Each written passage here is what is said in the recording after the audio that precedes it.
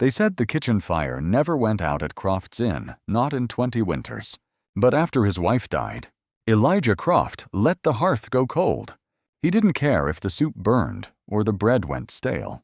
Folks still came because they had nowhere else to go, not because he gave them a reason to stay.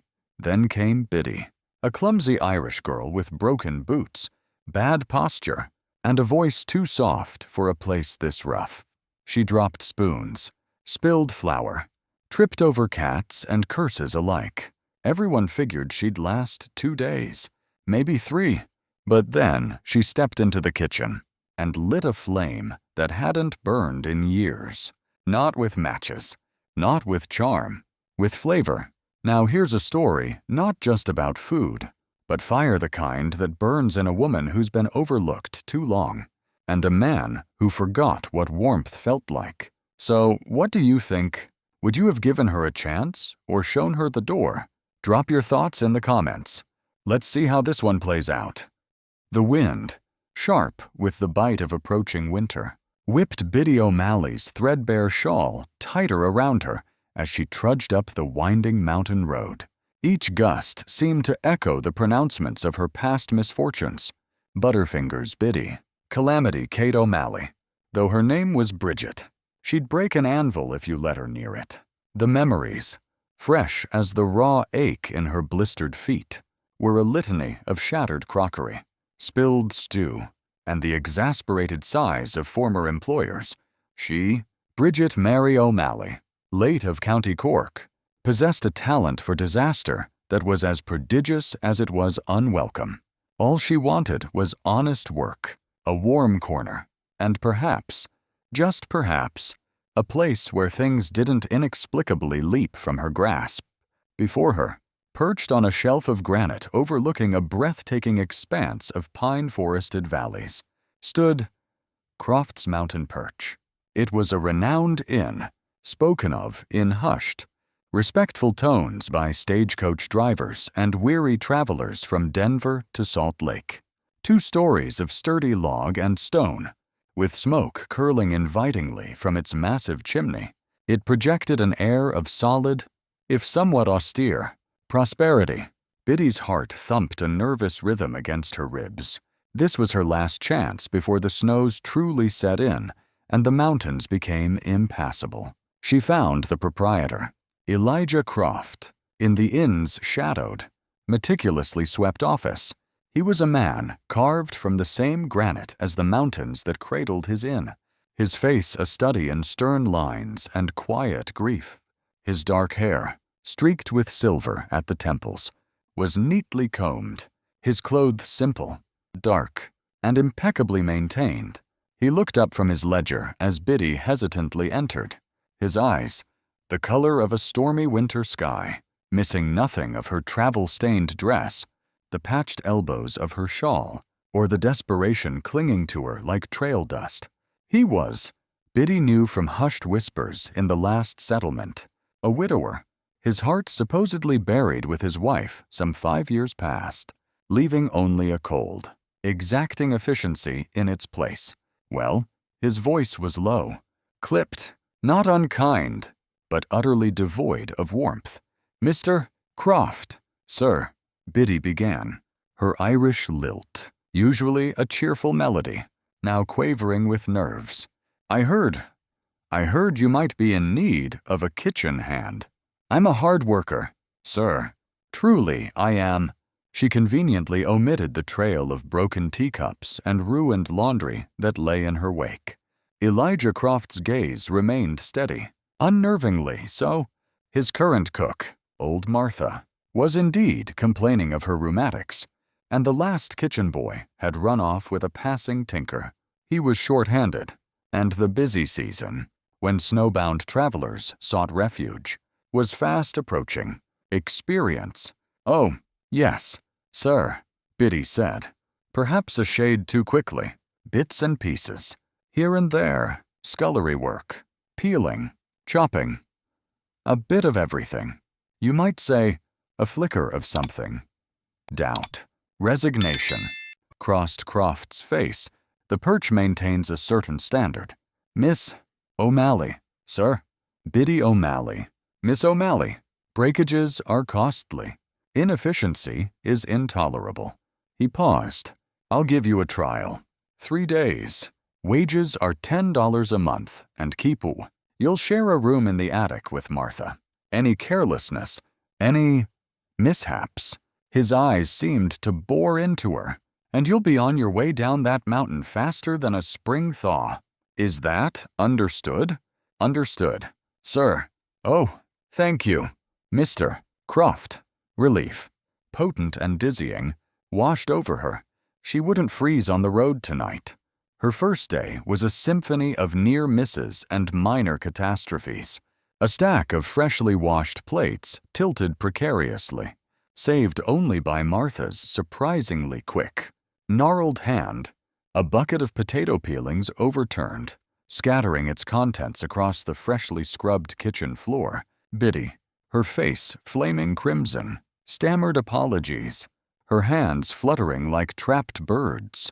Elijah Croft, observing from the doorway during his noon inspection, merely raised a sardonic eyebrow. Remarkable. Miss O'Malley, he commented, his voice dripping with dry ice. One might almost suspect you're choreographing these little dramas. No, sir. I'm that sorry. Sir, it's just... Sometimes things just seem to slip. Indeed, he said, turning away. See that your employment here doesn't do the same. The second day, she dropped a whole tray of newly baked bread rolls. They scattered like startled quail across the dusty storeroom floor. Elijah Croft, summoned by the clatter, surveyed the scene, his lips tightening into a thin, white line. Miss O'Malley, he said, his voice dangerously soft. Are you, by any chance, related to a poltergeist? Or are you simply determined to single-handedly deplete my winter stores through sheer, unadulterated ineptitude? Biddy's eyes filled with tears. I don't mean to. Mr. Croft, I truly don't. My hands, they just don't seem to listen to my head sometimes. A common affliction, I find, particularly amongst those who cost me money, he retorted, his sarcasm a biting wind. One more incident of this magnitude, Miss O'Malley, and your trial period will conclude with an immediacy that will astound even you. He was on the verge of telling her to pack her meager belongings right then. But the memory of Martha's aching back and the pile of unpeeled vegetables stayed his tongue, barely. What no one saw, what Biddy herself barely acknowledged as a skill, was her palate, while her hands wrought chaos. Her nose and taste buds were instruments of rare, almost supernatural, precision. Once, when Martha had grumbled that the venison stew lacked a certain something, Biddy, in a rare moment of courage born of smelling the pot, had timidly suggested, perhaps a pinch more time, ma'am, and maybe a whisper of juniper. If you have it, Martha, surprised by the suggestion from the clumsy girl, had grudgingly tried it, her eyes widening slightly at the improved flavor, though she'd merely grunted and shooed Biddy away to scrub the pots. Biddy didn't press it. Drawing attention to herself usually ended badly. On the morning of the third day, disaster of a different kind struck. Martha, the stout, reliable cook, woke with a raging fever and an ague that shook her from head to toe. The inn was full, with a stagecoach full of hungry passengers due by late afternoon. Panic flickered in the usually composed eyes of the few remaining staff, a young lad who tended the fires and cleaned, and now, the notoriously clumsy Biddy O'Malley. Elijah Croft's face was a granite mask of controlled frustration. Well, Miss O'Malley, he said, striding into the kitchen where Biddy was miserably attempting to polish silver, nearly dropping a creamer in her agitation. It appears Providence has a perverse sense of humor. Or perhaps it's merely testing the limits of my forbearance. He looked at the empty stove. The unprepared ingredients. Can you cook, girl? He demanded, not with any real hope, but with the desperation of a drowning man clutching at a particularly unpromising piece of driftwood. And I don't mean, can you boil water without flooding the kitchen? Or burn toast into an unrecognizable cinder? Can you produce a meal fit for paying guests? Biddy's heart leaped into her throat. Cook for the entire inn.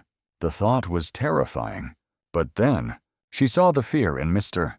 Croft's eyes, a fear that mirrored her own constant dread of failure. And stronger than her fear was the sudden, unexpected whisper of something else, a flicker of excitement, an instinct. I can try, sir, she said, her voice barely audible. I know the recipes Martha uses. I've watched her. Elijah Croft let out a short, harsh breath. Trying won't suffice if my guests leave hungry and disgruntled, Miss O'Malley. But it seems I have no other recourse. His expression was bleak. Do not, under any circumstances, set fire to my inn. That is my sole request at this juncture. Left alone in the suddenly vast kitchen, Biddy took a deep, shaky breath. Then something shifted. The fear of dropping things, of knocking things over, receded. Before her were ingredients: flour, salt, yeast, cuts of beef, onions, carrots, potatoes, precious tins of herbs and spices. Her hand, usually so treacherous, seemed to find a new purpose. She moved, not with grace, but with a focused intensity. She kneaded dough for bread. Her movements surprisingly sure. She chopped vegetables, her attention solely on the blade and the board. A pot of stew began to simmer, and as Biddy tasted, adjusted, tasted again, a small, almost forgotten smile touched her lips. The aromas began to fill the kitchen. Rich, savory, deeply comforting.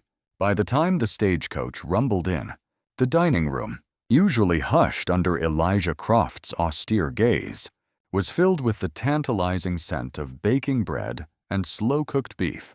Guests, weary from their journey, sniffed the air with appreciative murmurs. Elijah, standing stiffly by the dining room entrance, his expression one of grim expectation, found himself assailed by an aroma that was unexpectedly enticing. He watched as the young lad served the first bowls of stew, the thick slices of crusty bread. A hush fell over the tables, quickly followed by murmurs of surprise, then outright delight. "Good heavens, this stew is magnificent," declared a portly merchant. "The bread, like my mother used to bake," exclaimed a woman in a fine bonnet. Elijah Croft, disbelieving, took a plate for himself in the kitchen. He picked up a spoon, dipped it into the rich, dark stew, and hesitantly brought it to his lips. His eyes, usually so guarded, widened almost imperceptibly. The flavor was extraordinary, complex, perfectly balanced, infused with a depth he hadn't tasted since before. He took another spoonful, then a bite of the bread. Light, flavorful, with a perfect crust. He looked across the kitchen at Biddy O'Malley. She stood by the stove, wiping her hands on her apron, a smudge of flour on her cheek. Her usual anxiety replaced by a quiet, focused calm. She looked up, met his gaze, and offered a small, tentative smile. Elijah Croft said nothing. He simply stared at the clumsy Irish girl who had, against all odds, performed a miracle in his kitchen. The scowl was gone from his face, replaced by an expression of utter, bewildered astonishment. In the days that followed Biddy O'Malley's astonishing culinary debut, a fragile, unspoken truce settled over the kitchen at Croft's Mountain Perch. Martha, still weak but recovering, declared herself unfit for the rigors of head cook, at least until the mountain winter fully released its grip. Thus, Biddy, by default and with Mr. Croft's exceedingly reluctant consent, became the temporary queen of the realm of pots and pans. Temporary, Elijah Croft stressed. his gaze as sharp and unforgiving as a shard of winter ice.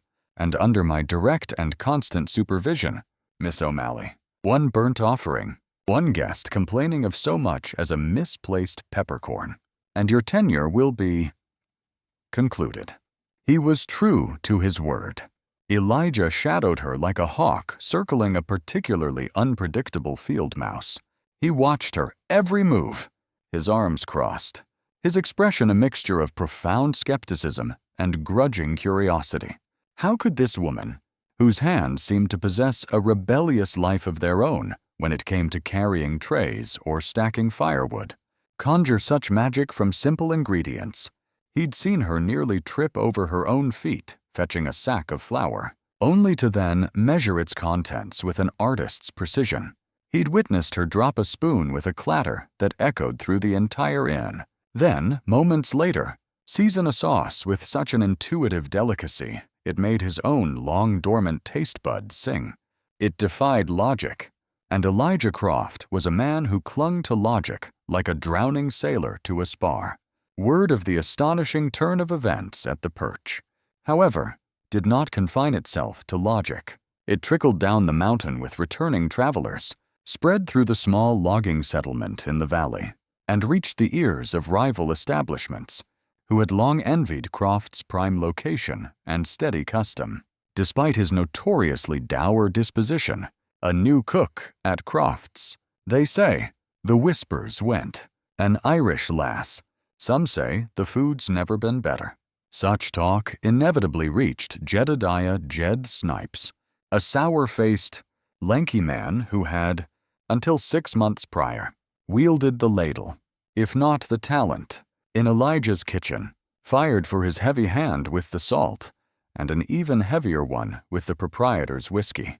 Snipes harbored a festering resentment. He began to frequent the settlement's only other tavern, his voice loud and laced with insinuation. An Irish Biddy, is it now? Cooking like an angel, they say. He'd scoff, more like she's got a leprechaun in her pocket, or she's lacing the victuals with some sort of bog magic. A woman that Clumsy can't suddenly sprout such skill without a bit of unnatural help.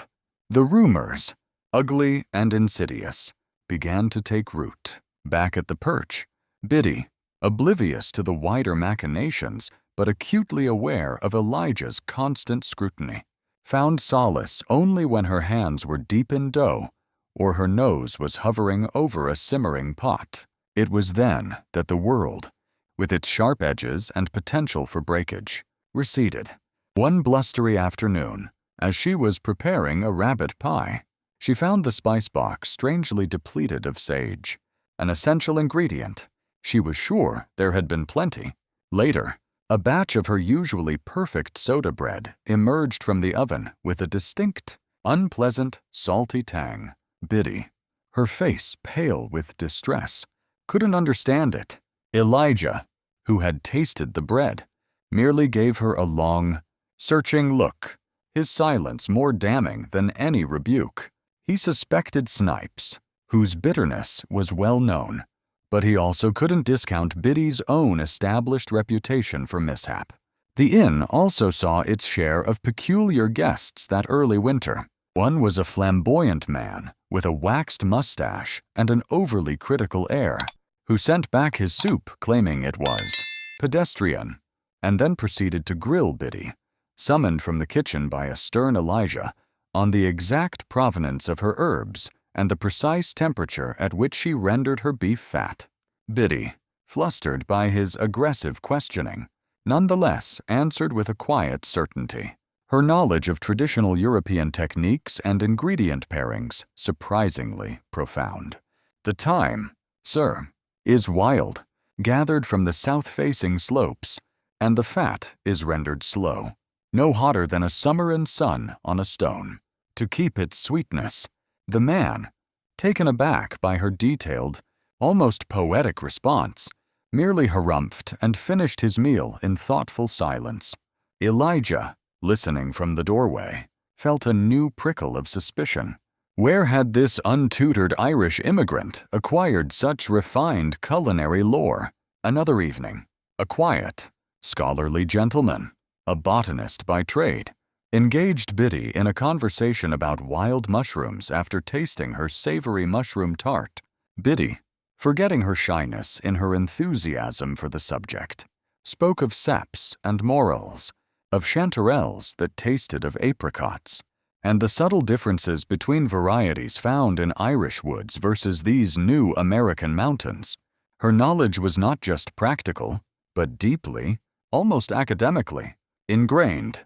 Elijah, overhearing fragments of their exchange, found himself increasingly perplexed. The woman was an enigma, a whirlwind of minor domestic destruction on one hand, a fount of arcane culinary wisdom on the other. Her past, he mused, must hold more than just a string of broken dishes. Amidst these new pressures and puzzling revelations, another, smaller shadow began to frequent the periphery of the inn's kitchen. A child, no more than 7 or 8, thin as a winter reed, with wide, wary eyes and clothes that were little more than artfully arranged rags, would appear near the woodpile or by the back stoop, especially when the tantalizing aromas of Biddy's cooking drifted on the frosty air. The child never spoke, never begged, but their hunger was a palpable presence. Biddy, whose heart ached for any creature small and lost, began to leave out scraps. A heel of fresh bread, a bowl of leftover stew, carefully wrapped in a cabbage leaf. The offerings always disappeared. Soon, she was setting aside a small, deliberate portion of each meal, a little meat pie, a cup of warm broth, tucking it away where the child might find it unseen. She knew Mr. Croft ran a tight ship, that unbudgeted charity was likely frowned upon, but the image of those hungry eyes haunted her. One evening, as a light snow began to fall, dusting the peaks and swirling around the inn, Elijah, making his rounds, came upon Biddy by the kitchen's back door. She was kneeling, gently placing a small bundle on the stoop. The little shadow detached itself from the deeper gloom by the woodpile and darted forward, snatching the offering before disappearing back into the swirling snow as silently as it had come. Biddy, startled by Elijah's sudden appearance, scrambled to her feet, her face flushed. "Mr. Croft, I was just—" Elijah looked from Biddy's distressed face to the spot where the child had vanished. His own expression was unreadable, his stern features softened slightly by the falling snow. He knew the child, had seen it lurking for weeks, a wild thing of the mountains. He'd hardened his heart against it, as he'd hardened his heart against so much else. But watching Biddy, her clumsy compassion so at odds with her practical ineptitude, he felt a strange, unfamiliar thawing sensation around the icy core of his own long-held grief. He said nothing about the child, or the food. He merely grunted. "The north wind is picking up. Miss O'Malley, best secure the shutters, and see that the morning's porridge is not unduly adventurous." He turned and walked back into the warmth of the inn, leaving Biddy standing in the softly falling snow, a flicker of bewildered hope warming her far more than the meager fire in her attic room. He hadn't scolded her. Perhaps, just perhaps, there was more to Mr. Elijah Croft than met the eye, just as there was, undeniably, more to his clumsy cook. The quiet compassion Biddy showed the little stray child, coupled with her inexplicable culinary finesse, gnawed at Elijah Croft's orderly mind. This Biddy O'Malley was a paradox, a walking contradiction to his neatly categorized understanding of the world. Driven by a need for answers that was equal parts proprietor's caution and a nascent, unacknowledged fascination, Elijah began a discreet investigation. He penned carefully worded letters to contacts in larger towns, men of business and law whose paths might have crossed with travelers from the East, or even from the Old World. He described an Irish woman of certain skills, seeking any information regarding her passage or previous employment. He told himself it was merely due diligence. Weeks later, as the mountain winds howled with the full voice of early winter, and snowdrifts piled high against the inn's sturdy walls, a reply arrived. Tucked into the pouch of a determined mail rider, Elijah read it in the seclusion of his office, the lamplight casting long shadows. The letter spoke of a prominent Dublin family, renowned chefs to Irish nobility for generations. It mentioned a daughter, Bridget, gifted with an extraordinary palate, who had vanished some years prior amidst whispers of a family tragedy, a thwarted, unsuitable romance, or perhaps a scandal involving a reckless young lord. The details were hazy, cloaked in the careful vagueness of aristocratic discretion, but the core was unmistakable. Biddy O'Malley was no mere kitchen drudge who happened upon her talent by chance. That evening, after the last guest had retired and the inn was hushed, Elijah found Biddy in the kitchen, meticulously scrubbing a large copper pot, her brow furrowed in concentration. He held the letter, the paper crinkling in his usually steady hand. "Miss O'Malley," he began, his voice devoid of its usual sarcastic edge, replaced by a tone she couldn't quite decipher. "It seems your history is somewhat more distinguished than you led me to believe." Biddy froze, the scrubbing cloth slipping from her grasp. She turned slowly, her face paling. "Sir, I have it on good authority. Bridget," he used her full name, a rare occurrence, "that your father was chef to the Earl of Kildare, that you were raised not in a scullery, but in a household where cuisine was an art form." The color drained completely from Biddy's cheeks. Her eyes, wide and stricken, flew to his. You've been asking about me." The accusation was a wounded whisper. "I am responsible for this establishment, for its reputation," Elijah stated, though a flicker of discomfort crossed his features at her raw vulnerability. "I need to know who I employ. And what did your prying tell you?" "Mr. Croft." Biddy's voice trembled, a spark of her Irish fire igniting through her fear. "Did it tell you I ran from a life that was suffocating me? From expectations I couldn't bear? From a heartbreak that nearly destroyed me? Did it tell you all I ever wanted was a quiet place, a simple life, where no one knew my name or cared a whit about who my father cooked for?" Her hands were clenched, the forgotten scrubbing cloth at her feet. "You had no right." The outburst, so unlike her usual timid deference, startled Elijah. He saw not just a clumsy kitchen hand, but a woman of fierce pride, deeply wounded by what she perceived as a betrayal. "I meant no," he began, then stopped. Explanations seemed hollow. "You meant to satisfy your curiosity. Mr. Croft," she finished for him, her voice laced with bitterness. "Well, now you know. I'm Biddy O'Malley, the runaway, the disappointment. Are you going to cast me out now? Because my past doesn't fit your neat ledgers." A long silence stretched between them, filled only by the mournful sigh of the wind outside. Elijah looked at her, truly looked, and saw beyond the aristocratic ghost to the woman who coaxed miracles from his pantry and showed quiet kindness to a starving child. "No, Biddy," he said, his voice quieter now. The formality of "Miss O'Malley" dropped. "I'm not going to cast you out. Your past is your own, as long as you cook like you did today and refrain from breaking every dish in the inn. Your position is secure." He didn't say more, couldn't articulate the grudging respect, the dawning understanding of her desire for anonymity. He simply turned and left her standing alone in the vast, shadowed kitchen. A fragile, somewhat strained peace settled. Biddy cooked. Elijah observed, and the unspoken secret of her past lay between them, an invisible thread.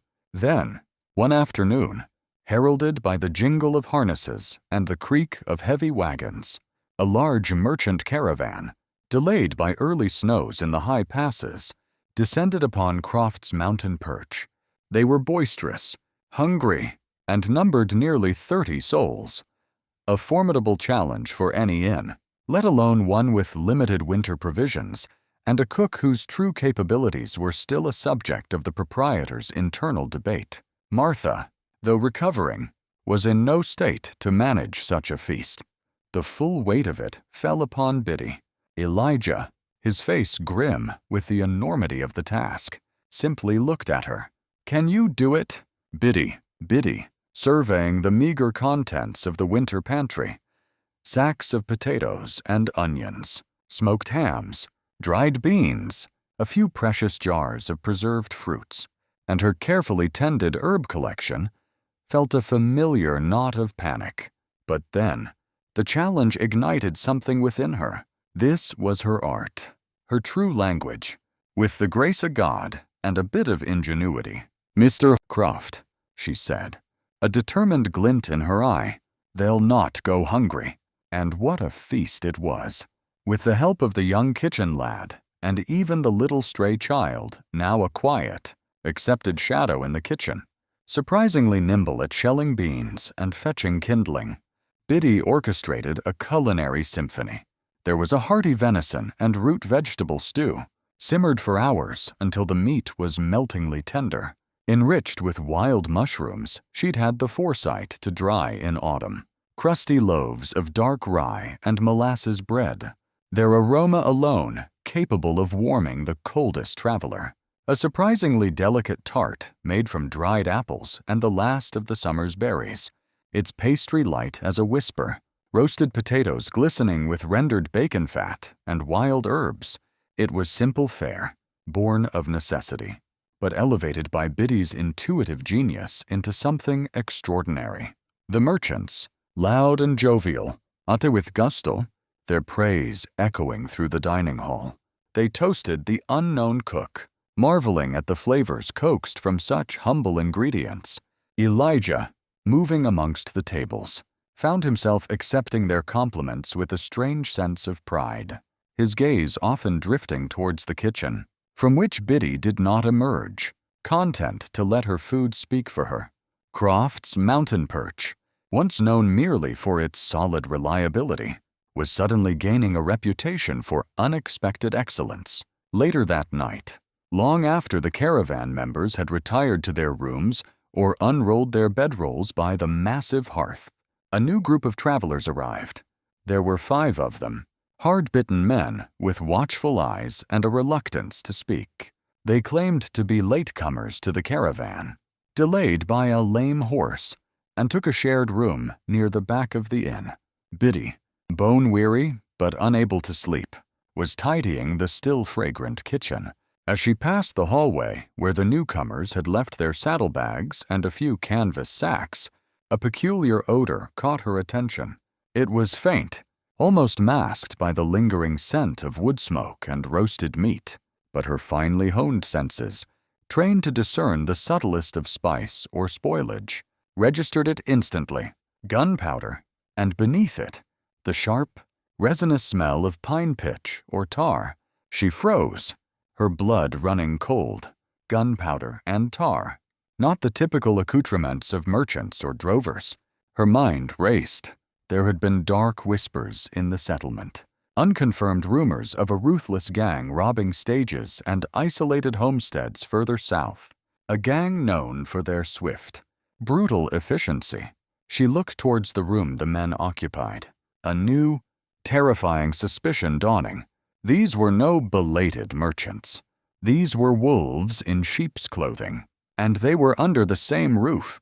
What did you think of today's story? If it made your day, drop a good in the comments. If it didn't hit the mark, just type 1. Got your own thoughts? I'd love to hear them below. And hey, don't forget to hit subscribe. It's free, and it really helps the channel grow. Thank you so much for being here. The acrid scent of gunpowder and tar clung to Biddy's senses like a burr, chasing away any thought of sleep. Her heart hammered a frantic rhythm against her ribs. These men were no ordinary travelers.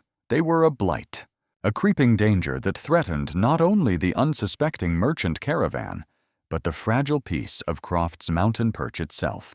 She had to warn Mr. Croft. But how? A direct accusation, without more proof than the testimony of her nose, might be dismissed, or worse, alert the villains prematurely. Her gaze fell upon a small, cloth-bound bundle of dried herbs tucked away on a high shelf. A collection she rarely used, pungent and distinctive. Among them was a particularly potent varietal of wild mountain sage, one that Elijah had once, in a rare moment of conversational candor months ago when she'd first arrived and was exploring the pantry, mentioned with a distinct grimace. My late wife, Eleanor, used to say that particular sage could scour a man's sinuses from 10 paces. He'd remarked, a shadow of old memory in his eyes. Can't abide the smell of it myself. Overpowers everything. An idea, desperate and audacious, sparked in Biddy's mind. It was a long shot, a message woven in scent instead of words. Well, before dawn, while the inn lay shrouded in the deep silence of a moonless, snow-swept night, Biddy was in the kitchen. The fire was banked low, but she stirred it, adding fresh kindling, under the guise of preparing an early, hearty breakfast for the departing caravan. She began to cook, but into the simmering pot of what was ostensibly a rabbit and root stew, she introduced a generous handful of that potent, almost medicinal mountain sage. The aroma, sharp and intensely aromatic, began to snake its way through the sleeping inn. A green, piercing scent utterly out of place with the usual comforting smells of baking bread or brewing coffee. She also brewed a large pot of chicory, its bitter, earthy smell another strong note, ensuring the olfactory landscape of the inn was unusually and unavoidably pungent. Elijah Croft, a light sleeper by nature and necessity, was roused from his austere bed not by a sound, but by an assault on his nostrils. The overwhelming, unmistakable scent of that specific, detested sage filled his small room. He sat bolt upright, instantly alert. Biddy knew his aversion to it. Why, in God's name, would she be using it, and in such quantity, at this hour? Unless it wasn't about the stew at all. Unless it was a signal. He dressed quickly, his mind racing, connecting Biddy's earlier unease about the late-arriving guests with this bizarre olfactory alarm. He found her in the kitchen, her face pale in the lamplight, but her eyes steady. "Biddy," he said, his voice low and urgent, dispensing with any preamble. "That stew, the sage." She met his gaze. "A strong herb, Mr. Croft, to clear the head, perhaps, or to warn of unwelcome presences." She flicked her eyes meaningfully towards the corridor where the 5 men were lodged. Understanding dawned, cold and stark. He remembered the gunpowder and tar she'd mentioned in a hushed, frightened whisper late the previous night after her discovery, a fear he'd initially been tempted to dismiss as feminine fancies. Now, her strange aromatic warning underscored the reality of the threat. The merchants, he breathed, his mind already formulating a plan. They intend to rob the caravan. There was no time to alert the distant law. Croft's mountain perch was on its own. Elijah moved with a quiet, decisive energy that Biddy had never witnessed. He first roused the leader of the merchant caravan, a stout, sensible man named Josiah Bellwether, and a few of his most trusted men. Weapons were few, a couple of hunting rifles, a few heavy pistols, but determination was plentiful. Then, Elijah thought of the little stray child, Finn, who had become Biddy's devoted shadow and knew every nook and cranny of the inn like the back of his own small, grimy hand. Finn, Elijah found the boy curled asleep on a sack of wool in the pantry. "I need your eyes and ears. Let those men in the back room," he gestured. "I need to know when they stir. Can you be quiet as a mouse and quick as a fox?" Finn, his usually wary eyes wide with a mixture of fear and excitement at being included, nodded vigorously. As the first gray light of dawn began to seep through the snow-caked windows, Finn came darting back to Elijah, who was positioned with Bellwether and his men in the main common room, feigning early morning business. "They're movin', Mr. Croft, stuffin' things in sacks, and they got guns out." The robbers, thinking the inn still mostly asleep and the caravan preoccupied with departure, chose that moment to make their move. They burst from their rooms, pistols drawn, expecting to surprise and overwhelm. Instead, they were met by a determined line of armed men. "Hold it right there, gentlemen!" Elijah's voice rang out, cold and hard as tempered steel. "It seems you've mistaken my inn for a place that tolerates thieves." A tense standoff ensued.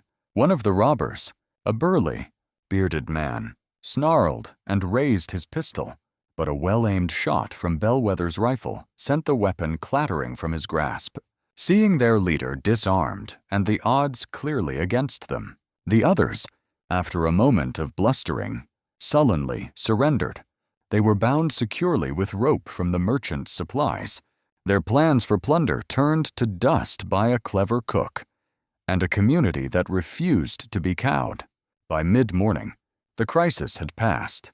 A few of the merchant men, deputized on the spot, were tasked with escorting the captured robbers to the nearest proper authority in the settlement below.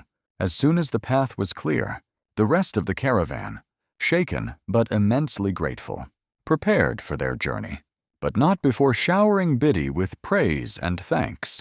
News of her quick thinking and the Sajan alarm spread like wildfire.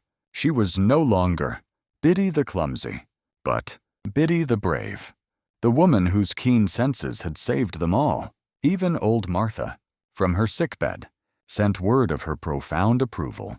That evening, after the last of the grateful merchants had finally departed and a semblance of quiet had returned to the perch, Elijah found Biddy in the kitchen. She was slumped on a stool, visibly exhausted, but with a soft, relieved smile gracing her lips. The little boy, Finn, sat at her feet, munching on a piece of bread she'd given him, his hero worship for Biddy shining in his eyes. Elijah held 2 plates, laden with leftover venison stew, the original, untainted batch, and fresh bread. He set one before Biddy, and, to her utter surprise, pulled up another stool and sat down opposite her. It was the first time he had ever offered to share a meal with her, to sit with her as an equal. "Biddy," he said, his voice gruff, but laced with an uncharacteristic warmth. "Thank you. You saved more than just the caravan's goods today. You saved this inn. You saved a great deal." Biddy flushed, her gaze dropping to her plate. It was the sage, Mr. Croft, and Finn here. He was the real hero, so quick and brave. We all played our part. Elijah conceded. He ate in silence for a few moments. Then, setting down his fork, he looked at her, his eyes holding a deep, melancholic shadow. That sage. It brought back memories. My Eleanor. She was the cook here, you know, before you. This kitchen. He gestured vaguely. It was her heart, her kingdom. He paused, the words seeming to cost him a great deal. When she died, the joy went out of this place for me, especially the kitchen. Every aroma, every clatter of a pan. It was a reminder. I couldn't bear to be in here much, just to ensure things were done to a standard. Her standard, I suppose. He looked directly at Biddy. Perhaps that's why I was so hard on you. It was easier to find fault than to feel anything else in this room. Biddy listened, her heart aching with a profound empathy. She finally understood the depths of his grief, the reasons for his austerity, his carefully constructed walls. She reached out a hand, hesitatingly, and placed it lightly on his arm. She must have been a wonderful woman, Mr. Croft, to inspire such love and such fine cooking.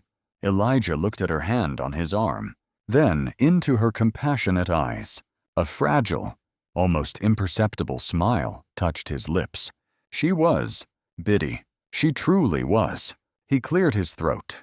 And you, in your own unique way, have brought a different kind of warmth back to these old walls, a different kind of flavor.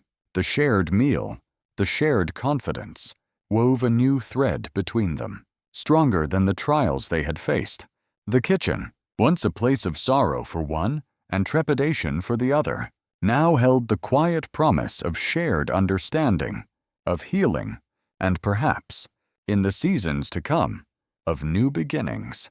The aroma of wood smoke and baking bread still filled Croft's mountain perch, but now it was mingled with something more, the scent of courage, resilience, and the tentative, hopeful dawn of companionship. The defeat of the would-be robbers and Elijah Croft's quiet sharing of his past grief marked a subtle but profound shift in the currents of life at Croft's mountain perch. The harshness of the deep mountain winter still held the land in its grip, but within the sturdy walls of the inn, a tentative spring seemed to be stirring in the human climate. Elijah, though still a man of few words and reserved demeanor, found himself watching Biddy with an expression that was less critical scrutiny and more a kind of quiet wonder. And Biddy, in turn, moved with a little more lightness in her step. The constant fear of reprimand replaced by a burgeoning, hesitant confidence. One raw afternoon, when the wind outside was sculpting fresh snow into fantastical drifts against the window panes, Biddy noticed something new in the kitchen. Tucked into a corner near the big hearth, where the warmth was most constant, stood a small, newly built bookshelf. It was fashioned of smooth-sanded pine, simple and sturdy, clearly the work of Elijah's own hands, and resting on its middle shelf, as if it were a treasured first edition, was Biddy's own dog-eared, grease-stained notebook filled with her spidery handwriting, recipes remembered from her childhood, notes on herbs, and culinary dreams she'd once thought too foolish to acknowledge. She'd kept it hidden amongst her meager belongings. Its presence there, so openly displayed, was a silent acknowledgement from Elijah, a validation that touched her more deeply than any spoken praise. Their interactions in the kitchen began to change, evolving from master and tentative apprentice to something more akin to quiet collaborators. Elijah, who had once dictated every measure and method with an iron will, now sometimes paused, deferred to her judgment. Biddy, he might ask, holding a pinch of dried rosemary, do you think this, or perhaps the winter savory, for the lamb today? He started to linger longer in the kitchen, not just to oversee, but to observe her process, the way her hands, once so prone to mishap with crockery, moved with such innate grace amongst ingredients. One day, as he was tasting a broth she'd prepared, he frowned slightly. It's good, Biddy, but it lacks something. She tasted it herself. Her brow furrowed. Perhaps, she offered gently, it needs not another spice, Mr. Croft, but a bit more heart. Sometimes, the best seasoning is the feeling you put into it. He looked at her, a strange expression on his face. In the past, such a fanciful notion would have earned a sharp retort. Now, he merely nodded slowly. Show me, he said. And Biddy O'Malley, the once clumsy cook, began to teach the stoic innkeeper how to season not just with salt and pepper, but with memory, with patience, with the subtle, invisible ingredients of care and intention. He was a surprisingly adept student when it came to the emotions a dish could hold. As the days slowly lengthened and the iron grip of winter showed the first faint signs of loosening, Elijah presented Biddy with a small, awkwardly wrapped package. Inside lay a pair of sturdy leather gloves, lined with soft rabbit fur. The stitching was a little uneven, the work clearly not of a practiced tailor, but of a man unaccustomed to needle and thread. Your hands, he mumbled, avoiding her gaze, a faint flush rising on his usually stoic cheeks. They take a beating in this kitchen. The heat, The cold? These might offer some protection. Biddy traced the slightly crooked seams with a fingertip, her heart swelling. It wasn't just about protecting her from burns or chilblains. It was a gesture of profound, unspoken tenderness. He was acknowledging her, caring for her well-being, in a way that went far beyond the obligations of an employer. She looked up at him, her eyes shining. "They're the finest gloves I've ever seen." "Mr.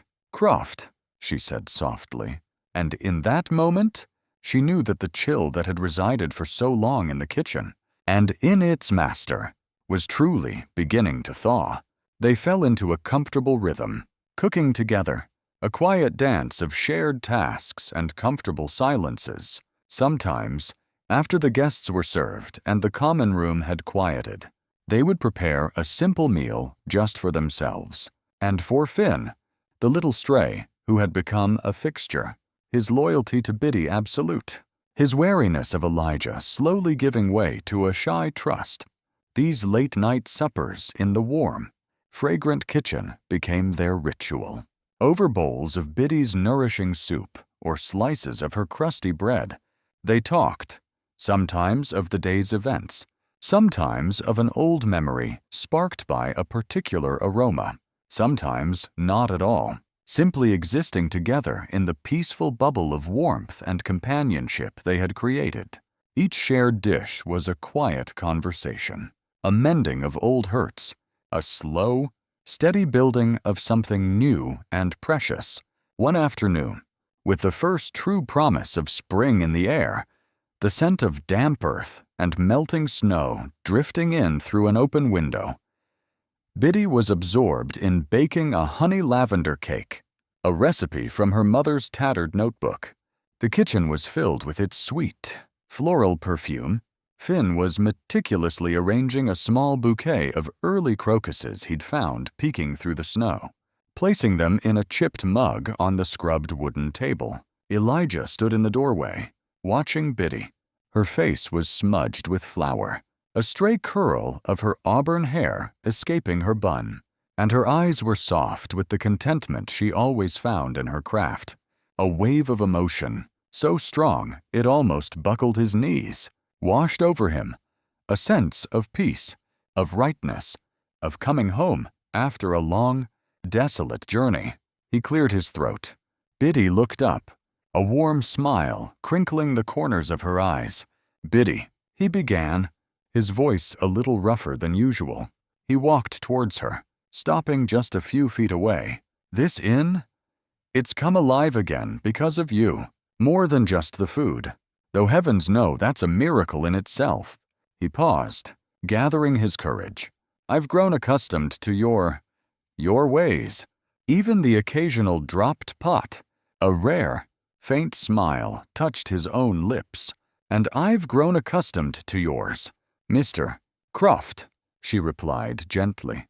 "Elijah," he corrected her softly.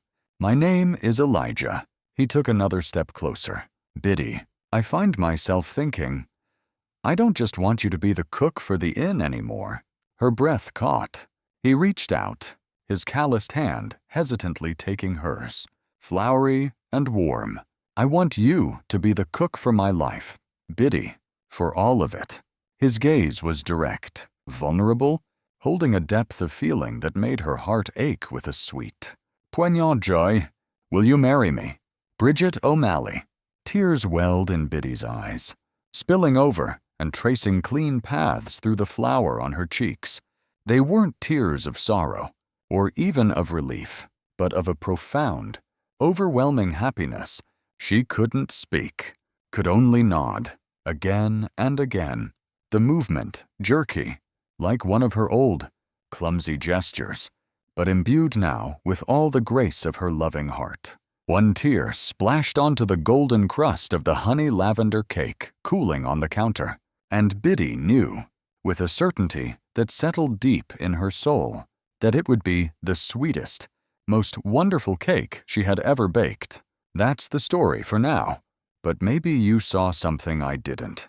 Maybe you felt something between the lines. Was it the way she stirred the pot, or the way he started looking at her when the firelight hit just right?